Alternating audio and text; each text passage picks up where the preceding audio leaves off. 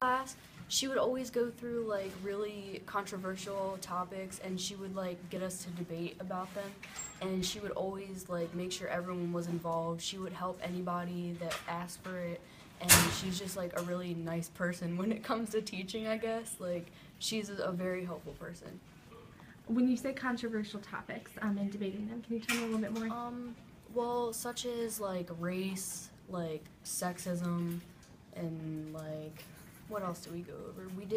We did a lot of stuff for Black History Month because not a lot of teachers go through stuff like that, and because they'll just like graze over it. But Miss Candelario goes into like deeper things with it because she actually cares about like things like that, and it helped a lot of people realize that like one-sided views are not like the best way to view things. Like it opened doors and opened a lot of eyes to a lot of different things.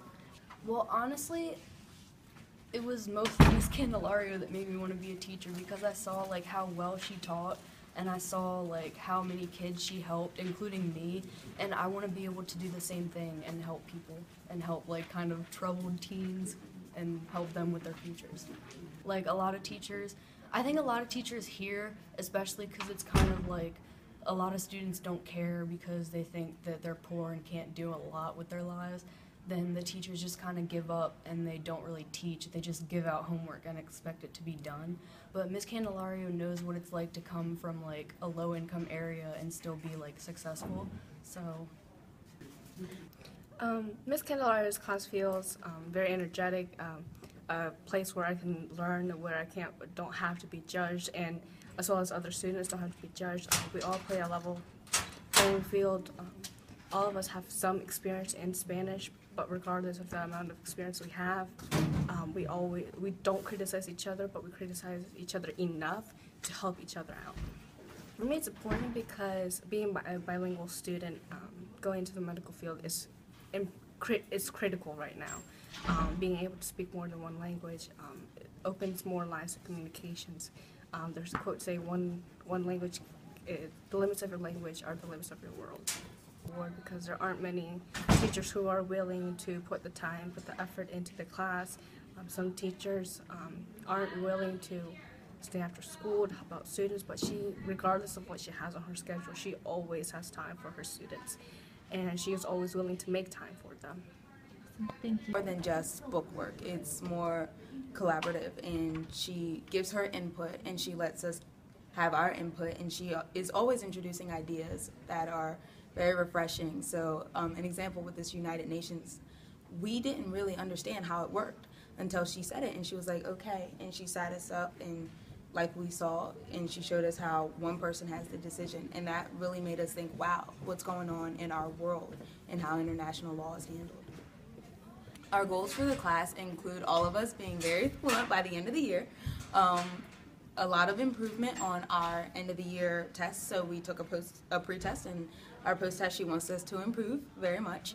And another goal is to just be comfortable enough with Spanish that we continue to use it for the rest of our lives. Why is that important to you?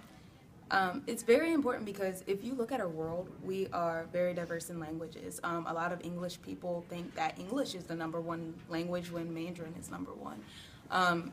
So it's very important to be fluent in more than one language so that you can reach more people globally, and that's something that Ms. Candelario really stresses. I want to work for the United Nations. I want to be a lawyer in their general divisions lawyer.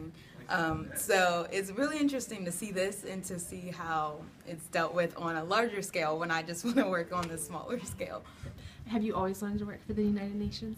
It's something that came to me this year. I always knew I wanted to go into law. I liked that dealing, and I've been very inspired by some of the female lawyers who work for our United Nations who specialize in women's rights. And so that's something that's really important to me, and human rights is really important to me.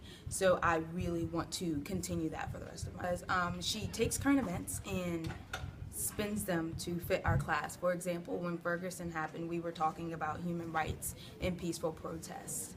And when there were the school that was bombed in a small Middle Eastern country, we stopped and we talked about that and how that affected everyone. My goal is actually to graduate high school, go to college, and I want to be a dentist. How does Spanish help with those goals?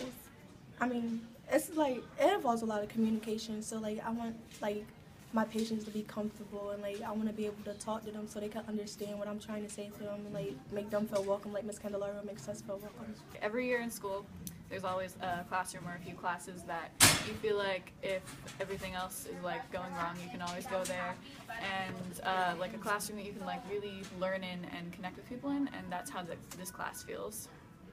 Connecting to other people in the class, like in this class, it kind of feels like we're all pretty near the same level of Spanish. So if we don't understand something, then we can help each other out, and Miss Candelario always helps with that too. So if like some people don't understand something, they can always ask her, they can ask somebody else, and it's better learning that way, I think.